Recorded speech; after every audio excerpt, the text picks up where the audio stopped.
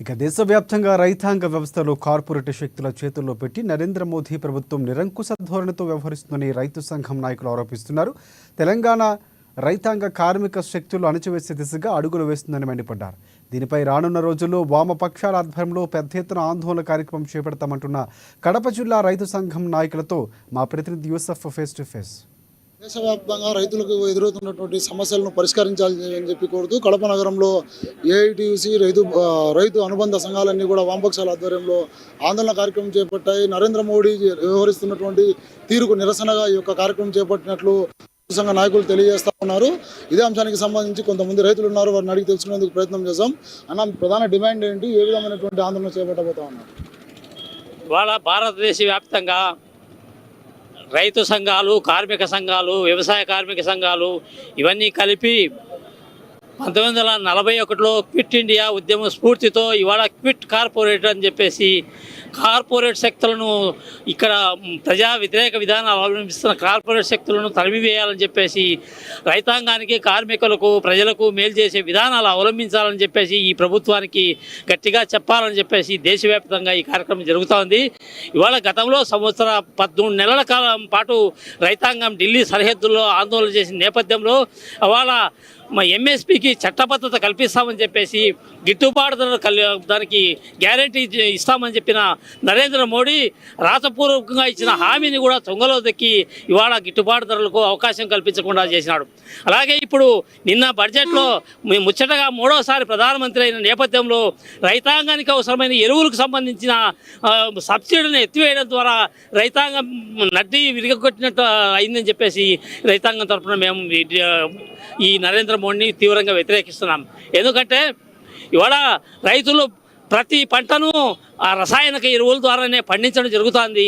ఆ రసాయనిక ఎరువులను సబ్సిడీని ఎత్తివేయడం ద్వారా రైతులకు 100 రూపాయలు ఉంటే 150 రూపాయలు ధర పలికి తీసుకోవాల్సిన అవసరం వస్తుంది. కాబట్టి ఇది రైతుల నడ్డి విరిచడం అని చెప్పేసి అభిప్రాయపడుతున్నాం. విత్తనాలు ఏదైతే రైతులకు కావాల్సినటువంటి విత్తనాలను కూడా సబ్సిడీని పూర్తిగా రద్దు చేసినటువంటి నేపథ్యంలో గతంలో జరిగినటువంటి రైతు ఉద్యమాన్ని కూడా నల్ల చట్టాలను రద్దు చేయాలని చెప్పేసి రైతులంతా కూడా ఆందోళన చేసినటువంటి నేపథ్యం అయినా కూడా నరేంద్ర మోడీ సర్కార్ అదేవిధంగా ముందుకు కొనసాగుతూ ఉంది.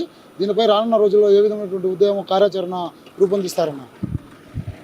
నరేంద్ర మోడీ కార్పొరేట్ విధానాలు వలన ఈ దేశంలో అన్ని వర్గాలు కూడా కుదేలైనటువంటి పరిస్థితి కొనసాగుతూ ఉంది. బడ్జెట్లో కూడా రైతులపైన, కార్మికులకు సంబంధించి, ప్రజలకు సంబంధించి ఇచ్చేటువంటి అన్ని రకాల సబ్సిడీలు, అన్ని రకాల రాయితీలు వాటిని బడ్జెట్లో తగ్గించి వేసి ఈరోజు మొండి చేయి చూపించేటువంటి పరిస్థితి కొనసాగుతూ ఉంది. ఈరోజు కార్పొరేట్ శక్తులే ప్రధానంగా వారు లోన్లు తీసుకొని ప్రజల ఆస్తులంతా కూడా బ్యాంకుల ద్వారా అప్పులు తీసుకొని ఈరోజు ఎగరగొడతా ఉంటే ఎగరగొట్టేటువంటి వాళ్ళకి లైసెన్సులు ఇచ్చినటువంటి పరిస్థితి నరేంద్ర మోడీ చేస్తూ ఉన్నాడు. అందులో భాగంగానే 14 లక్షల కోట్ల రూపాయలను వారికి రైట్ ఆఫ్ చేసి, రద్దు చేసి పేదవాళ్ళు బాధపడుతున్నారు. పాపం, అయ్యో కార్పొరేట్ పేదవాళ్ళు అని చెప్పేసి ఉసిరి కన్నీరు కారుస్తూ ఉన్నాడు. ఒక పక్క రైతు వ్యతిరేక చట్టాల వలన కనీస మద్దతు ధర లేకుండా ఎరువుల పైన, లేకపోతే విత్తనాల పైన, అనేక రకాల పురుగు మందుల పైన ఈరోజు వారందరూ కార్పొరేట్లు దాడి చేస్తూ ఉంటే ఆ పేరుతో వాళ్ళని ఎంకరేజ్ చేస్తూ ఈరోజు ఆ సబ్సిడీలు కూడా తీసేసినటువంటి పరిస్థితి కొనసాగుతూ ఉన్నది. మరోవైపు కార్మికులకు సంబంధించినటువంటి వారికి రావాల్సినటువంటి రాయితీలు, పెన్షన్లు, హక్కులన్నీ కూడా రద్దు చేసేటువంటి పరిస్థితి. ఈరోజు ప్రభుత్వానికి సంపద సృష్టిస్తున్నటువంటి కార్మికులు, సృష్టికర్తలు అయినటువంటి కార్మికుల యొక్క నడ్డి ఎరగొట్టేదానికి వారి హక్కులను కూడా 29 కార్మిక చట్టాలను రద్దు చేసి 4 కోర్సుగా ఈరోజు తయారు చేసినటువంటి పరిస్థితి. సమ్మె చేసే హక్కు లేకుండా బలిదానాలతో ఆత్మార్పణ సాధించుకునే హక్కులన్నీ కూడా ఈరోజు కలరాస్తూ ఉన్నటువంటి పరిస్థితి కొనసాగుతూ ఉన్నది. విద్యుత్ చట్టాన్ని తీసుకొచ్చాడు, కొత్త విద్యుత్ చట్టాన్ని తీసుకొచ్చాడు. దాని కూడా ఆ విద్యుత్ చట్టం ప్రజా వ్యతిరేకమైనటువంటిది, రైతు వ్యతిరేకమైనటువంటిది అని చెప్పినప్పటికీ కూడా దాన్ని వెనక్కి తగ్గి దాన్ని మళ్ళా దొడ్డిదారులను తీసుకొచ్చేటువంటి పరిస్థితి కొనసాగుతూ ఉన్నది. ఈ విధమైన పద్ధతిలో కార్మికులు, రైతులు, అదేవిధంగా ఈ ప్రజలకు వ్యతిరేకమైనటువంటి ప్రభుత్వాన్ని ఈరోజు ఒక స్వాతంత్ర ఉద్యమంలో ప్రధాన ఘట్టమైనటువంటి క్విట్ ఇండియా మూవ్మెంట్ ఈరోజు తీర్మానం చేసినటువంటి దినం ఈరోజు. అందుకోసమే క్విట్ ఇండియా రోజు చెప్పారు. ఈరోజు క్విట్ కార్పొరేట్ హిట్ మోడీ అని చెప్పేసి రైతు ప్రజలు కార్మికులందరూ ముత్తకంఠంతో దేశమంతా మోడీ వ్యతిరేకంగా ఈరోజు ఉద్యమానికి శ్రీకారం చుడతా ఉన్నారు.